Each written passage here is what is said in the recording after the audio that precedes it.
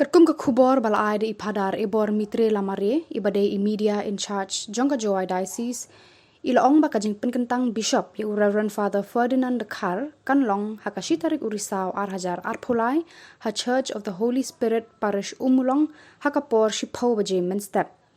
Most Reverend Victor Lyngdo Archbishop jongka Jilla Nyamba Shillong kunlong ukongsan hakariti Pynkentang Lyngdohsad hakategasngi rengkat ka jing senran lang daki Bishop jongka than shate lammi baro.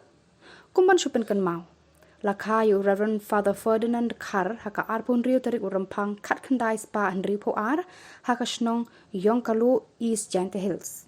Ide ikon prangsngi naki pongot ki kon jung ima Edwin Kendan bad ikong Philomena Khar. Lapan kentang lengdo soble i haka arpulai tere ukala lengkot kat khandai spa khandai pusau.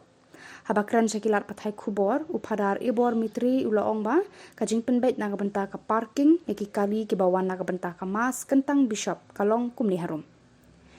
Ya ki bawan na East but West Khasi Hills but Ribhoi district kin hab rung na lat den thare ban rung shashnong mudamai kin sedon ki volunteer ban pen ilenti.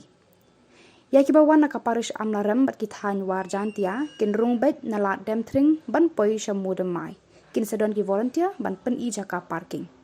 Ya ki bawan na parish namdong parish mensngat parish yongchuat bat kithan nong jini kin rung na kilat kashnong wayajer ban pen I de ki volunteer hawayajer.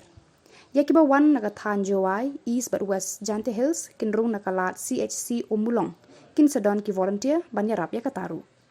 Upadar ebor mitri ulakar padru yaki badon karpas baki de banta yaki sticker kamtam ki kali jong ki padar bat ki sistar.